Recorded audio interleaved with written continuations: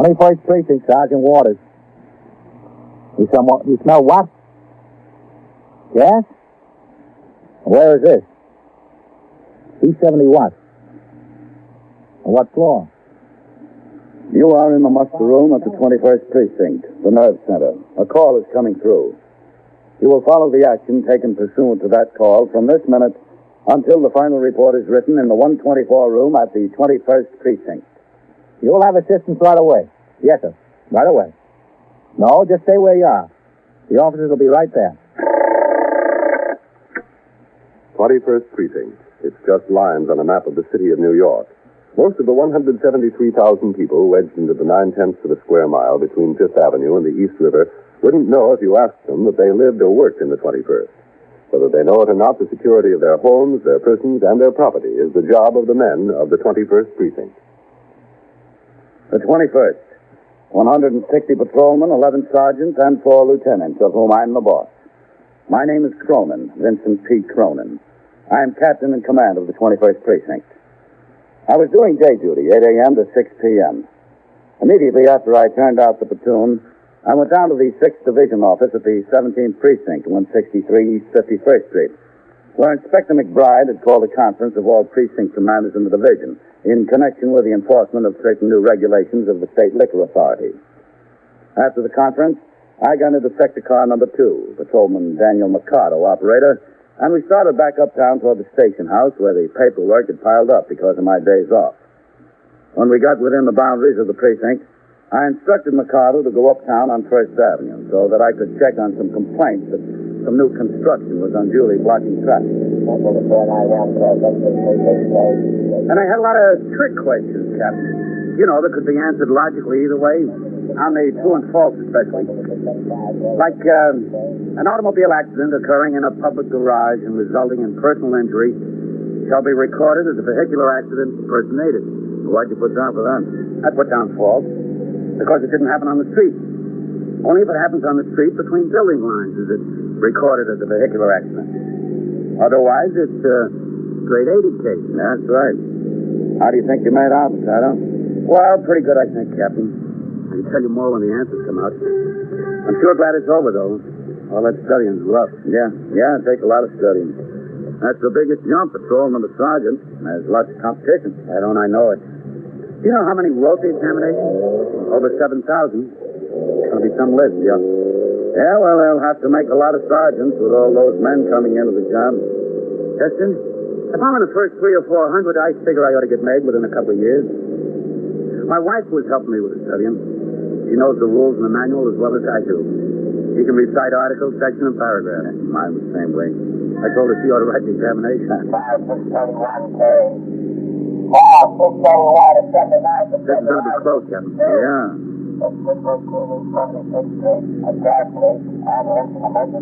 What'd he say? A gas case? Yes, sir. Okay, Mercado. Let's make the run. Yes, sir.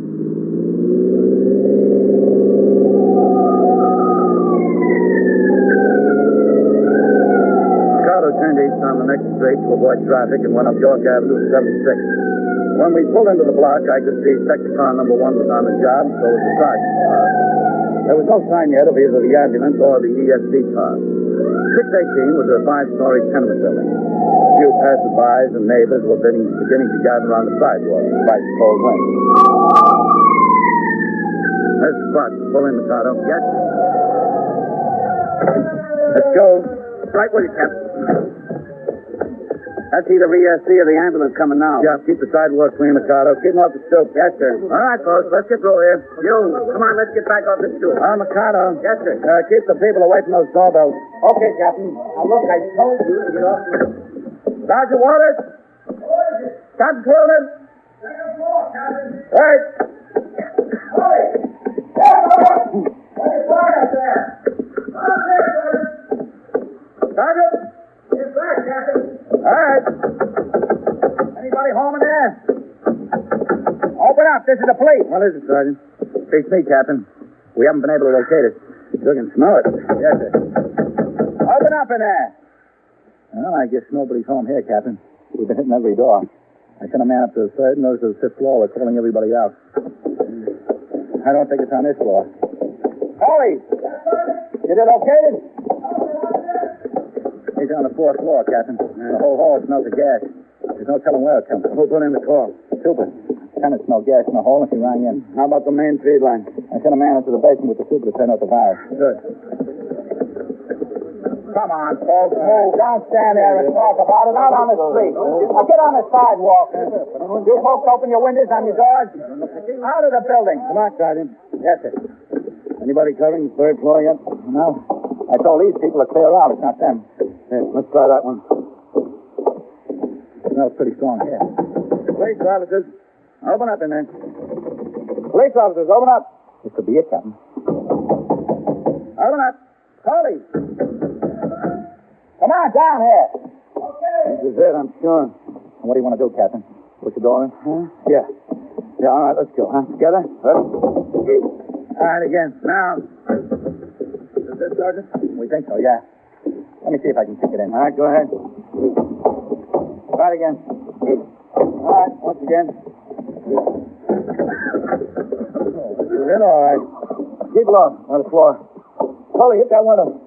I'll get this one. Yes, sir. That's it on the floor. Sergeant, hit the stove. I got them off. Good. How's the other window? Stop, Captain. There it is. Looks pretty bad, Captain. Here. Every burner was turned on in the oven. I wonder how long she's been out. Paulie, keep the hall clear. Yes, sir. Looks like she's really gone. Yeah, open them up. Get her tongue out of the way. Yeah. Yeah, that's it.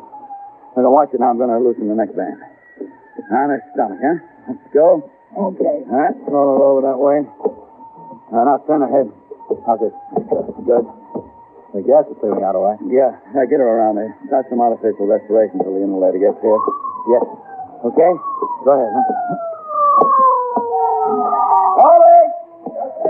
That's the yesterday. Get on the street. Tell them we need the inhalator. Okay, Captain. Feels warm. Yeah, keep it up. Let's see if I can get a pulse. Yes. Anything? Can't find anything. I don't think she could have been out for too long. No, it might have been just long enough. Watch it there. Keep her head clear. Okay. It's getting kind of cold in here, Captain. My legs ought to be covered, at least. How about my coat? Now you keep working. I'll use mine. I'm not getting anything. Now keep it up. All right, you ready? Here goes. Now watch it. Go ahead. All right. That'll warm her up. Yeah. There you go, in there. Emergency floor, Captain. All right, bring it over. All right, come on with it. Keep it up, Sergeant. We gotta get hooked up. Doesn't seem to have been out too long. It's warm, but couldn't find a pulse. Okay. All set. Let's get in there, Sergeant. Okay, come on ahead. Slap the mask on. Keep it up, Sergeant. Yeah. Okay, let's have some oxygen, huh? Good. Good. Good. Hold it. Captain. All right, coming. Hold the mask here a minute, will you? Yes, Coley? This is the super of the building. Captain Cronin, Mrs. Romero. How do you do, Mr. Romero? Is she going to be all right? Okay, you're going to have No, can't tell. Now, what's your name? Campton. Louise Campton. Mr. Romero, look, we better step inside here, huh? All right. Take a little ritual, will you? Sergeant. Yes, Oh, she's a sweet Sergeant, the gas is cleared. I'd better shut the windows. to do It's too something cold like in here. that to her. Okay, Captain. Right away. Right. How old could she be? 20? 21? And pretty as a picture. What? Huh? Sure, I don't know. She live here alone? With her husband. Oh? Why, hey. At work? Well, I don't know. If he works. Did you see him this morning? No, I didn't see him. Mm-hmm. What's his name? Mr. Campton. Yeah, his first name. Oh, Bill Williams. Yeah. Anybody see her around this morning? I didn't. I don't know about anybody else. Well, what happened? How'd you find out about this? Well, I was in my apartment downstairs in the basement. I was down there, and one of the tenants, Mrs. Thompson, she came down and knocked on the door. She said, Mrs. Arnell, you better come upstairs. There's something the matter. I smelled gas in the hall, so I came upstairs. And I smelled the gas, too, but I couldn't find it. I didn't know where it was coming from. I looked on the third floor. I looked on the second floor. I looked on the first floor. It smelled like it could have been coming from any place. It was all over. So I figured the best thing to do was to get the police over here. Let them handle it. Yeah, that was the best thing to do. So I went back downstairs in my apartment, and I called. You don't know where the husband works, Mr. Merrill, where he can be located now? No, I don't know. How should I know? All I know is he pays the rent. That's all. Does she have any other family? Well, I never saw nobody. How long they lived here? Oh, 3-4 months, that's all. In the fall they moved in. September or October. I could check for you. I could check on it. I got my rent receipt books downstairs. No, I'll be all right. Captain, you want to look at this? Huh? There was a note on the sideboard over there. Oh, yeah. I see it. Sure eliminates any possibility of an accident. Yeah. Yeah, sure wasn't much possibility of an accident, not with all 4 burners and the oven on. No, sir. Guess there wasn't. All right. Save it for the detective. Yes, sir. Oh, a pretty young thing like that. How could she do it? How could she do it to herself? There must be something wrong with her in the head. I always figured it was something like that. She don't talk to nobody. She just goes in and out and doesn't even say hello, honey. Mm-hmm. Never talks to anybody. Yes. We're getting some response. No, excuse me. You have to do it. You gonna be all right? Breathing naturally. I got some pulse. Well, that's good. I don't know how good it is. Both the breathing and the pulse are pretty weak. Aren't you going to keep up the oxygen? Yes, sir. I want to change the mixture. That's the ambulance. I hope there's a surgeon aboard. A shot of stimulant wouldn't hurt. She's not conscious, is she? No, sir, not yet, but she's liable to come around any minute. Good work. We're just in time, I think. She's lucky. Yeah. Yeah, but I don't know whether she'll think so. You are listening to 21st Precinct, a factual account of the way police work in the world's largest city. If you're enjoying the holidays during this between Christmas and New Year's week, don't be careless when you're driving. Roads may be slippery, the days are shortest, and the nights longest at this time of year. Death takes no holiday when he comes upon the careless driver. This has been a public service message from CBS Radio. Now back to 21st Precinct and Captain Cronin. The ambulance, fortunately, did have a doctor aboard. As the emergency service patrolman continued to administer oxygen to the gas victim, Mrs. Louise Campton, the surgeon made a preliminary examination. Under his supervision, the inhalator treatment was continued for another 40 minutes before it was felt she was strong enough to be moved to Beth David, the nearest hospital. Meanwhile, Detectives DeLuca and Goldman of the 21st Squad arrived to take charge of the investigation. I returned to the station house where I completed my paperwork. Then I signed the blotter and left for my meal, after which I went on patrol of the precinct. When I returned, it was nearly 3 p.m. I walked into the muster room where Lieutenant Gorman was desk officer and Sergeant Waters was now on telephone switchboard duty. Captain. Just as soon as I signed the blotter, Sergeant. Yes, sir. 21st Precinct, Sergeant Waters. What is it you want to know? Yeah, they have examinations for police department candidates all the time. Well, sure, there'll be lots of jobs. They're supposed to increase the authorized force by 5,000 this year. Well, I'll tell you. Why don't you call the Department of Personnel? That's Cortland 7-8880. 8880. Or better yet, why don't you go down there? Well, that's 299 Broadway, Duane Street. Broadway and Duane. Okay. I'll mention it. Yes, Sergeant. That woman over there is waiting to see you, Captain. Yeah? Who is she?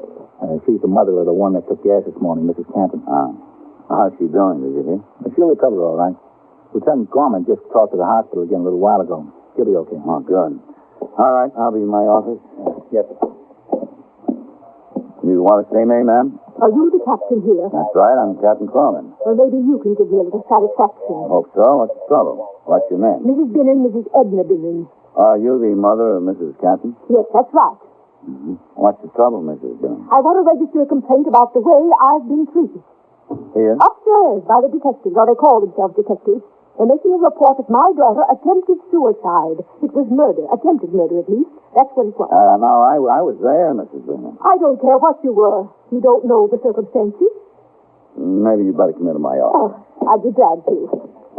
And I hope you're more considerate than that lieutenant upstairs. Go right ahead. Thank you.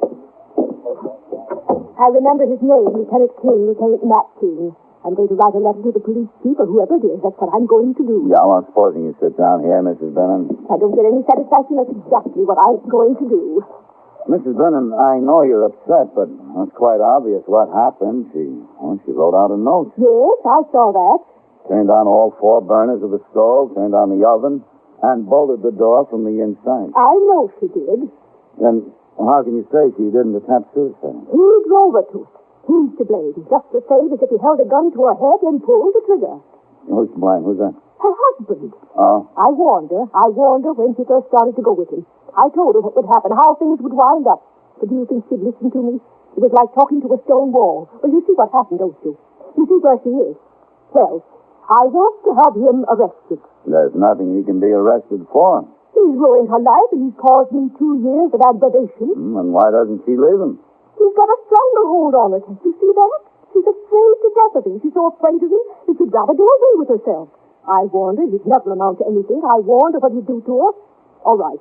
I want him arrested. Mrs. Brennan, if you want to make a complaint against Lieutenant King because he wouldn't arrest your son-in-law, you'll have to make the same complaint against me. My complaint goes deeper than that. I told this detective I wanted to prevent him from seeing her in the hospital. I want him to be kept out. And I want him to be kept out of their apartment till she can get her things away from there. He's his wife, Mrs. Brennan. There's nothing we can do to keep him from visiting her. Oh, isn't there? And it's his apartment as much as it is hers. I demand that she be protected against him. Mrs. Brennan, if she wants protection, all she has to do is ask for it herself. She's in no condition to ask for anything, thanks to him. Has he been over there to the hospital? Of course he has. So concerned for her and carrying on an act. It's nothing but an act to make people believe that he cares about what happened to her. He doesn't care. He doesn't care a thing about her. I saw what he was doing when I got there. There's another thing I'd like to know. Why did you have to go out of your way to find him, and I had to find out about his roundabout? I'm her mother, after all. Well, if the detectives hadn't been able to get in touch with Mr. Campton, they'd probably notified you. I'm the one who should have been notified in the first place. The husband is considered the next of kin. Well, where did you get that information? I never heard of it. It's the law. It surely shouldn't apply in this case. You know what he did? Instead of calling me himself on the telephone, he had some girl in his office call, a stranger calling me to tell me my baby was in the Well, he hospital. probably wanted to get right over there himself. The man should have had the decency to call me himself. That's not him. Well, I'll tell you, Mrs. Brennan, it seems to me the detectives handled everything in a correct manner. I can't tell you not to make a complaint, but I think you'll only be wasting your time and theirs and, well, a lot of other people's time if you do. All right. If that's all the satisfaction I'm going to get, I don't think you'll get more anyplace else, Mrs. Brennan. I'll be at the hospital in case you change your mind. I've nothing to change my mind about, Mrs. Brennan. Well, we'll see about that. Goodbye. Goodbye, Mrs. Brennan. Sergeant, I'm going upstairs to the detective. Oh, Captain. Yeah. Vitale came in with the husband of that Mrs. Campton a few minutes ago. Oh, did he? Yes, sir. He took him upstairs. From what I understand, it's lucky he and his mother-in-law missed each other around here. Yes. Yes, it is. Hello, Captain. Well, right, sir.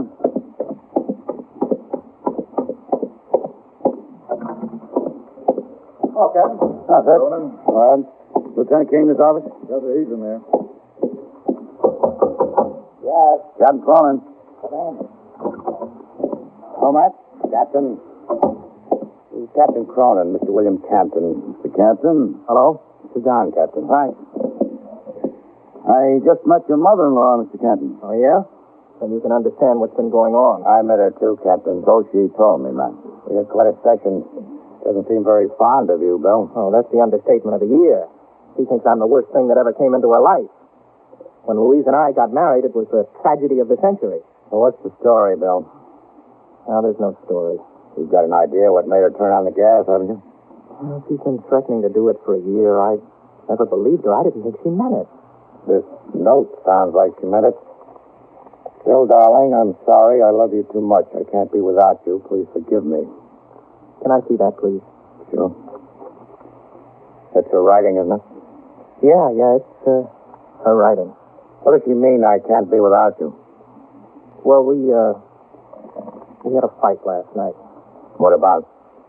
What do you think about? About her mother. Must have been some fight. Yeah, it was. You told her you were going to leave her. Yeah, look, Lieutenant, I'm nuts about her. I really am. You can see that, can't you? Can't you, Captain? Well, then why did you say you wanted to leave her? You got no idea what I've been through the last 2 years. That old lady has been making our lives miserable. She keeps telling Louise that she's got no business being married to a guy like me. She says I'm nothing. A lousy salesman that just barely got through high school. She says Louise is entitled to a lot more. The old lady kept interfering in our lives. She was always wanting to give her things, furniture and money and clothes. That sounds pretty generous. Oh, there wasn't anything generous about it. She just did it to show me up. Every time she gave Louise something, there was a a moral that went with it. Now, your husband should be doing this for you, she'd say, but look, your mother has to do it. Now, what kind of a husband is that? And she was just trying to break us up, that's all. I don't call that generous. Well, what did you do specifically to try to break you up? Everything. Everything she could think of. I'd tell Louise not to take anything from her. And then she'd come around and give Louise $20 or $50 or whatever it was, and she'd say, don't tell Bill about this. Go out and spend it. Have a good time. Have lunch at a nice place.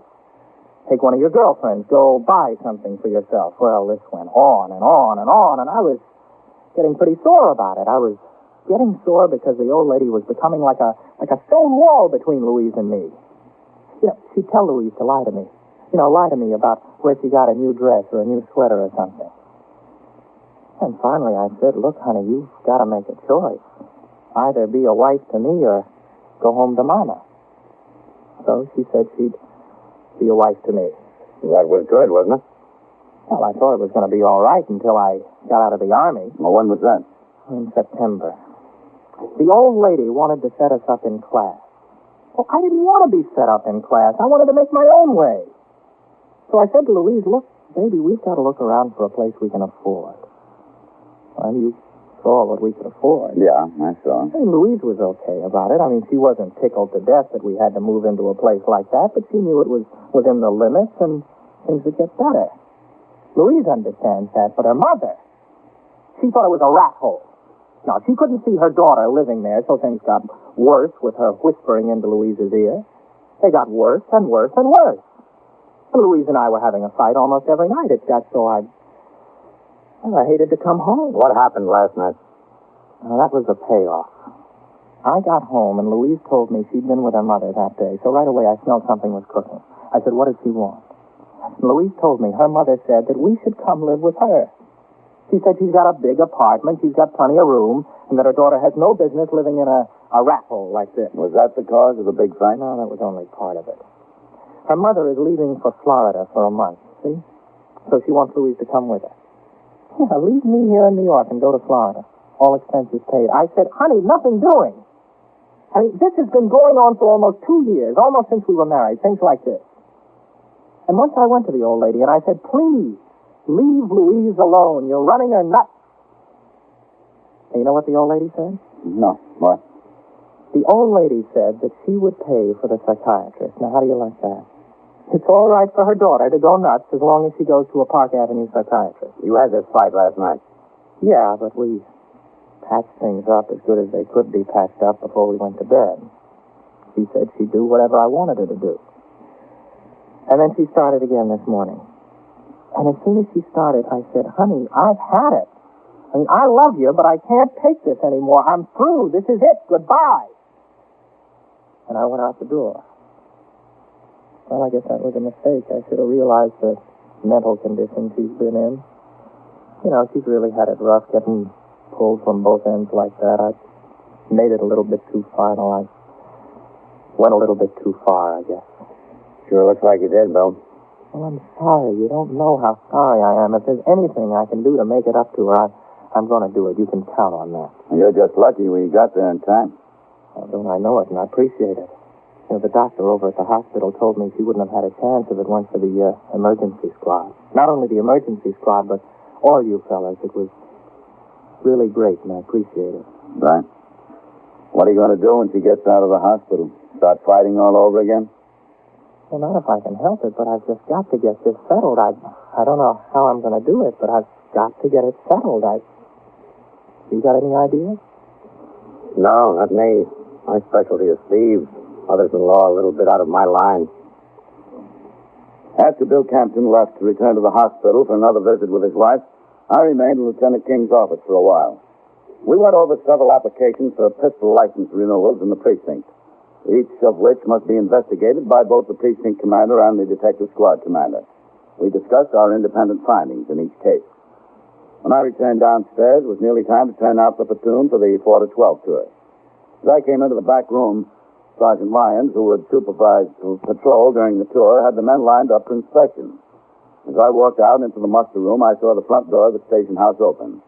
Inside came the crew of sector car number 2. With Mikado was Bill Campton. A few steps in back was his mother-in-law, Mrs. Bennon, with Cole. I want him locked up. I want him locked up so he'll never do a thing like that again. Look, it'd be a pleasure if it would keep you away from All right, folks. Step up to the desk, will you? Mikado. Yes, Captain. What have you got here? What's the trouble? I thought he was trying to kill me. We answered the call, Captain. A disturbance at the main reception desk. Beth David Hospital. That's what I charged him with, trying to kill me. Let the officer tell me the story, lady. She's making the arrest, Sergeant. We didn't see it. Do you want him arrested, lady? I certainly do. She's his mother-in-law, Captain. Yes, I know. Well, Captain, I told you he was a murderer. You didn't take my word for it. He struck me with his fist. Is that right, Bill? Yep, that's right. You said you wanted to get it settled. Do you think this settles it? Captain, I saw Louise again. Her mother had been there talking to her. Of course I've been there talking to her. She's my daughter, isn't she? She's my wife. All right, folks. Take it easy. Florida isn't far enough. She wants to take her to Europe now. And Louise wants to go. It will do her good. That's not what she told me. It's what we decided. No, it's what you decided, and I decided that she wants to stay here and she agrees with me. Mrs. Bennon, you sure you want to have him arrested? I most certainly do. What effect do you think it'll have on your daughter, arresting her husband? She's in a pretty bad mental state right now. Well, he hasn't offered to apologize. I don't want to be unreasonable. Well, I don't see why not. It's a perfectly natural condition. Bill. Oh, that's all right, Captain. Let her arrest me. It's worth it. I haven't felt this good in a year. Go ahead, Sergeant. Book him. 21st Precinct, Sergeant Waters. Hey, what? How old is he? He beat up badly? And so it goes, around the clock, through the week, every day, every year. A police precinct in the city of New York is a flesh and blood merry-go-round. Anyone can catch the brass ring, or the brass ring can catch anyone. 21st Precinct, a factual account of the way the police work in the world's largest city, is presented with the official cooperation of the Patrolmen's Benevolent Association, an organization of more than 20,000 members of the Police Department, City of New York. James Gregory in the role of Captain Cronin, Ken Lynch as Lieutenant King, Harold Stone as Sergeant Waters. Featured in tonight's cast were Martha Greenhouse, William Redfield, Abby Lewis, Bill Quinn, and Ralph Camargo. 21st Precinct is written and produced by Stanley Niss. Art Hannah speaking.